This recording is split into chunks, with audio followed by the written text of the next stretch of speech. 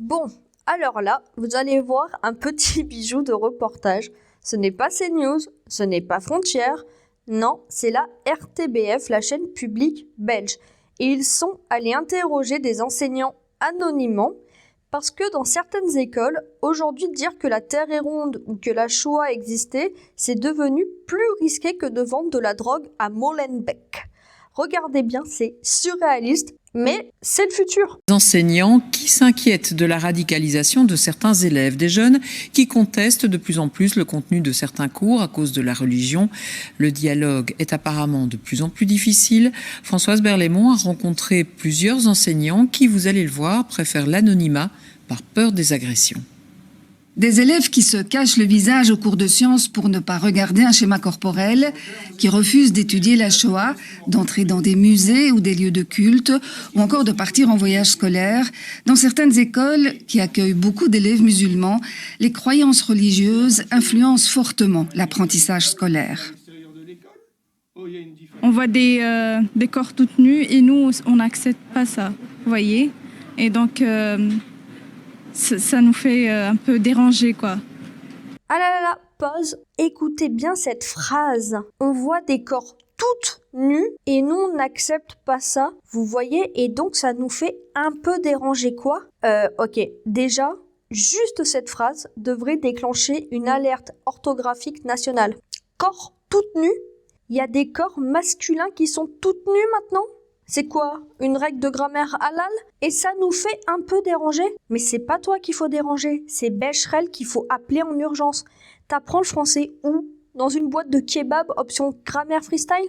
T'es même pas foutu de faire une phrase sujet, verbe, complément et tu veux censurer les cours de biologie? Sérieusement? On est en 2025 et on a des élèves qui parlent comme des teubés et qui en plus se sentent légitimes pour dicter ce qu'on enseigne. La science? Non merci, trop impure, trop nue, trop occidentale. Mais TikTok, là, y a pas de souci. Là, les bodies toutes nues, avec contouring et filtre papillon, bizarrement, ça dérange personne. Faut croire que le haram, ça dépend du wifi. Okay. Et vous le dites au professeur? Oui, mais ils disent toujours que c'est quelque chose de naturel, quoi. Les enseignants confrontés à ces situations de radicalisme se sentent souvent seuls et démunis. Ils témoignent anonymement car ils ont peur, depuis les assassinats des professeurs Samuel Paty et Dominique Bernard en France.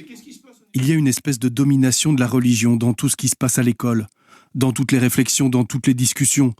Il y a encore une dizaine d'années, moi, en tant que non-musulman, je pouvais avoir des discussions avec eux sur des sujets tabous comme l'avortement, l'homosexualité, le divorce, les couples mixtes.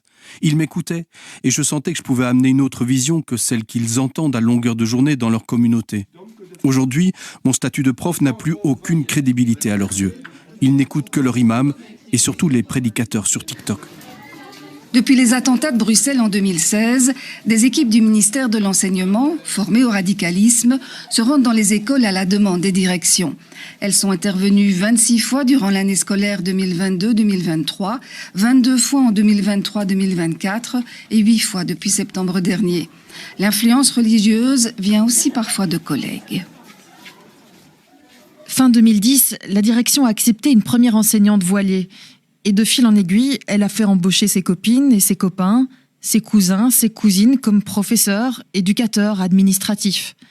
L'atmosphère multiculturelle de l'école a changé. Elle est devenue musulmane. Les éducateurs font respecter les règles islamiques, par exemple lors de sorties scolaires. Les profs plus anciens comme moi, qui n'adhèrent pas à cette vision rigoriste, sont marginalisés. Le baromètre du respect commandé par la ministre de l'Enseignement Valérie Glatini révèle que 62% des enseignants, sur 10 000 répondants, disent s'être déjà autocensurés. L'enquête ne précise pas dans quelles circonstances. Cette évolution m'inquiète beaucoup. Je suis partagé entre l'option A, qui serait de quitter Bruxelles, et l'option B, qui est de dire « mais on ne peut pas laisser faire, il faut ouvrir les yeux ». Il faut que les politiques comprennent ce qui se passe. Il faut aussi que certains profs arrêtent d'être aveugles. Pour la plupart de mes collègues, c'est pas un problème, c'est l'évolution de la société. Les témoignages parviennent de tous les réseaux et de tous les niveaux d'enseignement, et aussi bien de Bruxelles que de Wallonie. Mais jusqu'à présent, l'ampleur du phénomène n'a pas été mesurée. Et le pire dans tout ça, ce n'est pas juste les élèves, c'est aussi certains profs eux-mêmes. Il y en a qui disent « mais c'est l'évolution de la société, il faut s'adapter ». Mais vous pensez que vous allez finir comment si vous continuez à vous adapter en fermant les yeux? Vous avez cru quoi? Que tolérer l'intolérance allait vous épargner? Qu'en rasant les murs, vous alliez être protégés? Non, vous êtes juste les prochains. Et après, ça vient pleurer devant les caméras. Ah, on a été agressé, les élèves sont violents, l'école n'est pas respectée. Mais vous votez pour ce système.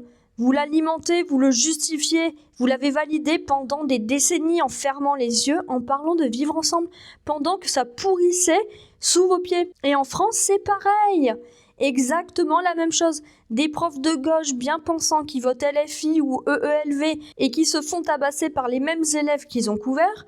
Et là, ça découvre trop tard que l'école républicaine, ce n'est pas compatible avec des dogmes idéologiques importés du 7e siècle. Alors qu'on soit bien clair, si t'as un élève qui refuse d'étudier la Shoah, qui boycotte les sorties scolaires, qui veut pas voir un schéma corporel, ce n'est pas un débat pédagogique, c'est une attaque contre l'école elle-même. Et si tu te tais, si tu fais semblant de rien, t'es complice, point barre. Et mort de rire, le moment où ils racontent qu'ils ont embauché une enseignante voilée, elle était prof, on est d'accord, hein, juste prof. Mais apparemment, c'est elle qui a commencé à placer tout le monde. Ses cousins, ses copines, ses tantes, toute la famille. Tout le monde y passe, comme si elle gérait une start-up familiale. Genre, la direction lui a filé les clés, tranquille, allez hop, recrutement communautaire. Et moi, je pige pas. Elle était prof. Elle décidait depuis quand? Pourquoi la direction a accepté ça? C'est pas elle la proviseure, c'est pas elle l'inspectrice. Mais non, on lui a ouvert la porte, elle a ramené sa team, et l'école est devenue musulmane.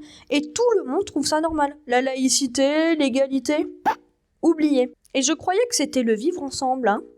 L'amour, la tolérance, la paix, les arcs-en-ciel, les licornes. Non, pas les licornes, les ânes volants. Les autres, ostracisés, mis à l'écart, ignorés. Voilà la réalité du vivre ensemble version 2025. Ferme-la et adapte-toi ou t'es raciste. Oh bah oui. On a des élèves qui refusent d'apprendre, des profs qui ont peur, des directeurs qui ferment les yeux, et des collègues qui transforment les écoles en enclaves communautaires. Et tout ça sous couvert de tolérance, inclusion, vivre ensemble. Mais ce qu'on vit là, c'est pas du vivre ensemble, c'est du séparatisme. L'école, c'est censé être un sanctuaire de savoir, pas un souk idéologique où chacun vient poser ses dogmes. Mais aujourd'hui, c'est l'école qui s'adapte à l'idéologie, pas l'inverse. Si tu dis quelque chose, t'es raciste, t'es réac, t'es facho, jusqu'au jour où t'as un élève radicalisé qui vient avec une lame, et là, c'est trop tard. Alors, il va falloir choisir, soit on continue à faire semblant, à baisser la tête, à expliquer que ça va passer, soit on se réveille avant que toute l'école publique ne parte en fumée. Et pendant qu'il se taise, pendant qu'il s'autocensure, le fondamentalisme, lui, il ne fait pas de pause. Il avance, il recrute, il s'impose. Donc la vraie question, c'est combien de profs doivent encore mourir pour qu'on arrête d'appeler ça du progrès? Ce qu'on voit là, ce n'est pas un simple malaise passager dans l'éducation. C'est un glissement profond, silencieux mais très concret. Des enseignants qui n'osent plus parler, des élèves qui refusent certains cours, des établissements où l'ambiance devient de plus en plus communautaire et tout ça souvent dans l'indifférence générale des politiciens. Alors bien sûr, certains disent que c'est l'évolution de la société, mais est-ce que c'est vraiment une évolution, une renonciation? On parle ici de l'école, du savoir, de ce qui doit former des citoyens, pas des croyants, pas des fanatiques. Et si on commence à négocier avec les principes de base, on ne fait plus de pédagogie, on fait de la gestion de crise. Il ne s'agit pas de désigner des coupables à la va-vite, il s'agit de regarder les choses en face, sans tabou et sans caricature. Parce que si on continue à tout minimiser, à dire que tout va bien, que c'est normal, alors on va finir par trouver normal qu'un prof se fasse menacer, qu'un cours soit boycotté ou qu'une sortie scolaire soit annulée pour des raisons idéologiques. Et le jour où il sera devenu vraiment banal, là, il sera trop tard. Dites-moi ce que vous pensez de cette histoire. C'est même pas hallucinant, c'est la suite logique si ça continue comme ça en fait. Si t'as aimé cette vidéo, like, partage, abonne-toi, à la prochaine. Tchuss!